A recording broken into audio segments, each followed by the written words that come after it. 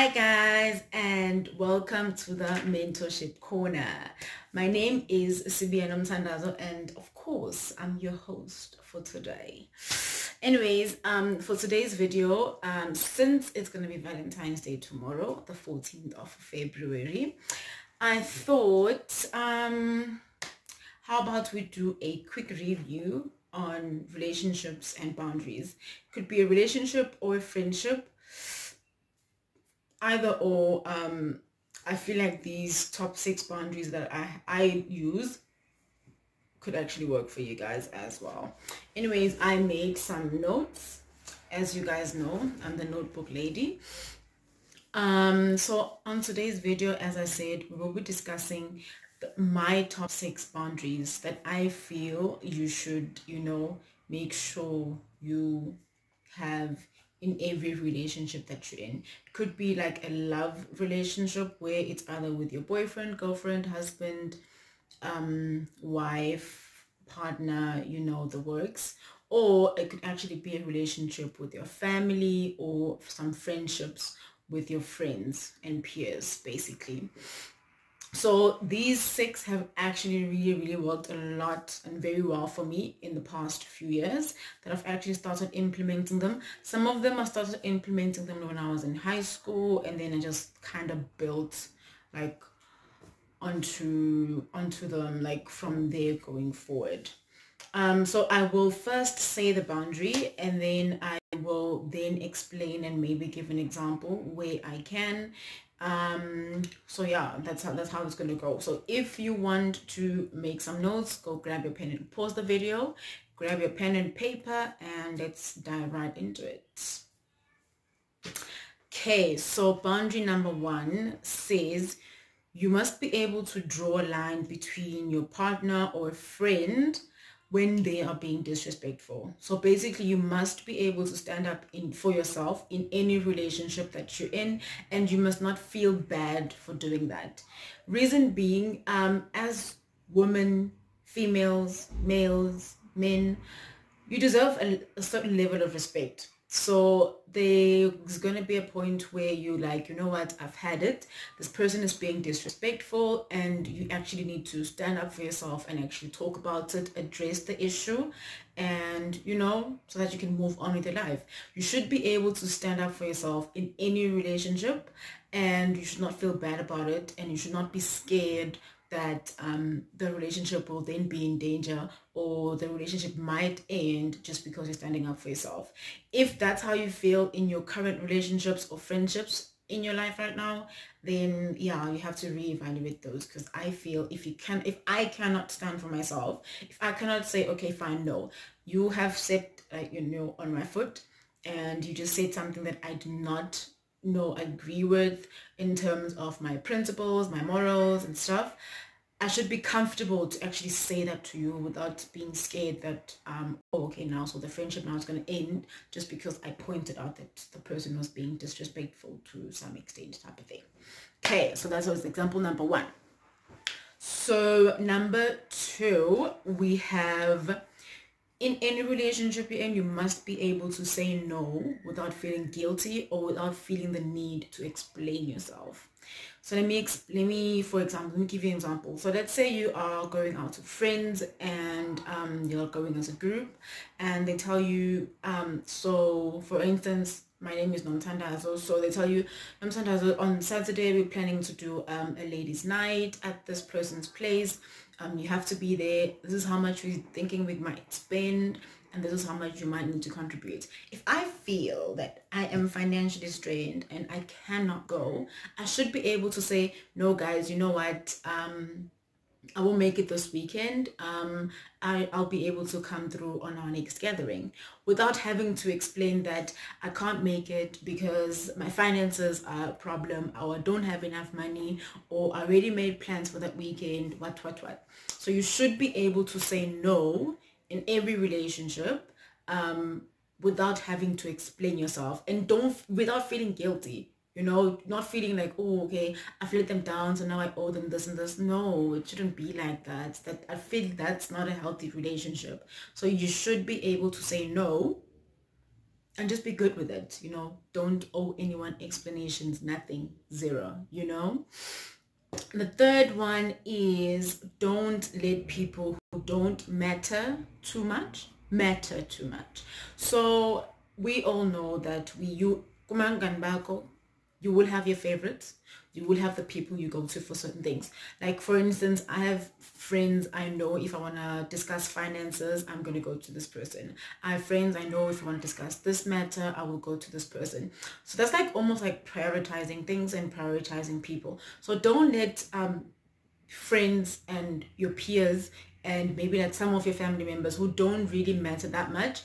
By saying who don't really matter that much, I mean whose opinions don't really change your life that much, don't really mean too much to you, matter too much. So if someone says something about you, let's say you're walking down the street and you come across this lady, maybe like you're in school together, and then she says, oh, you're so fat. And then now you're going to have like a bad day just because this person said you're fat, or this person said, oh, you're so skinny, are you sick or something, So now you're going to have like this horrible day just because they said that to you. They don't matter. Why are you making them matter, They don't. So never allow people who don't matter too much in your life, because that's going to hurt you. Sometimes it's just better to have your opinion matter more than anything else, because that's what matters. It's who you are. It defines you. So I'm just going to stress this again. Do not let people who do not matter too much in your life matter too much. Yeah? Got it. Number four, we have know that your happiness is your responsibility.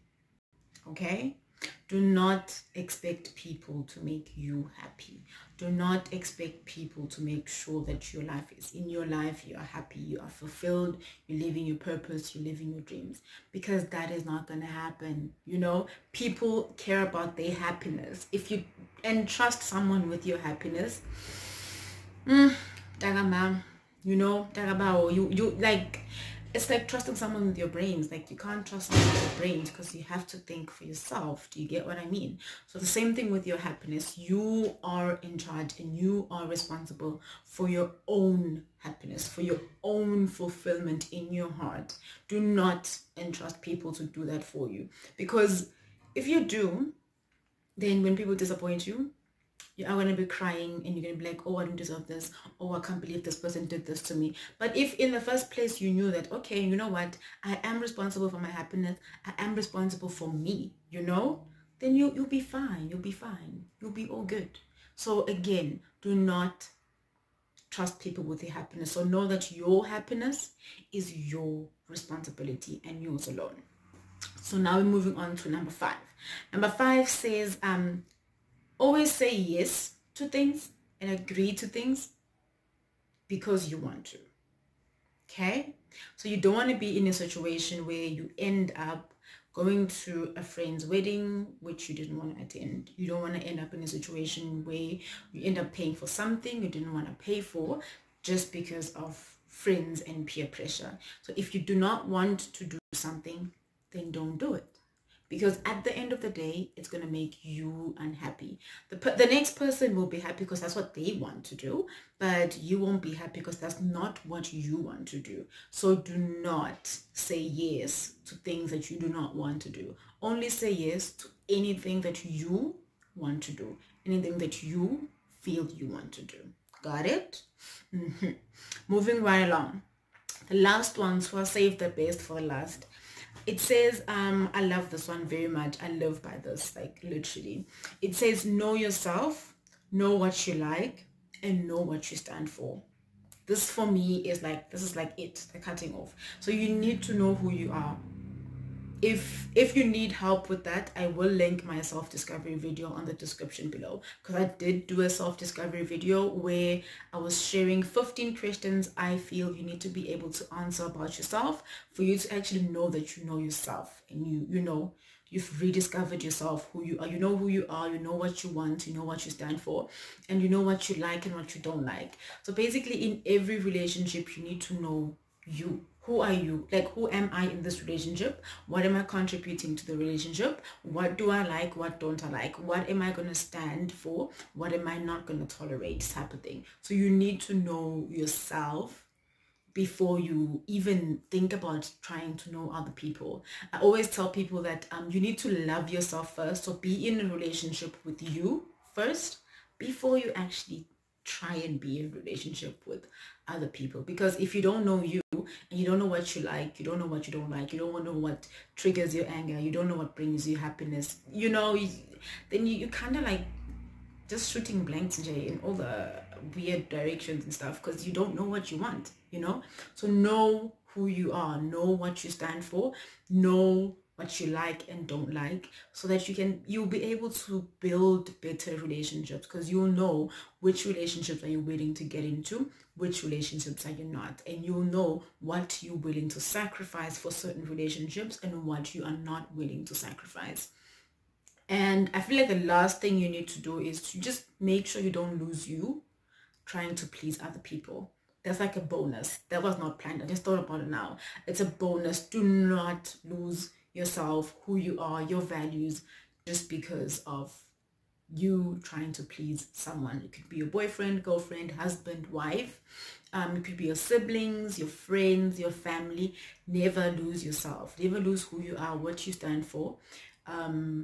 Just because you want to please other people, because that, I guarantee you, will not bring you any peacefulness. It will not bring you any happiness in your life. So those are my top 6 boundaries that you need to set if you want to build healthy relationships, and if you want to keep relationships around you like nice and healthy, because you don't want to end up being unhappy even though you are with people who are happy because of you, type of thing.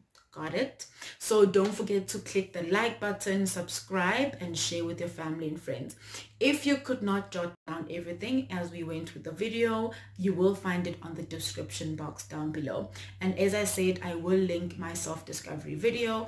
If you feel like the last point, which was know yourself, know what you like, know what you don't like, and know what you stand for. If you feel you're not that good at that point in time and at that point in your life, or in like with the knowing yourself part, I will link the self-discovery video down below and you can check it out. Try those 15 questions. They worked magic for me, and I still rediscover myself every month. So try that, and yeah, all the best.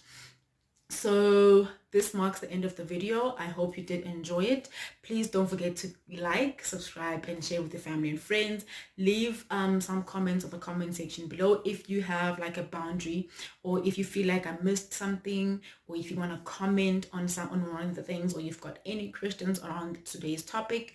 Feel free to leave it on the comment section below. From me to you, it is now. Bye bye. Take care.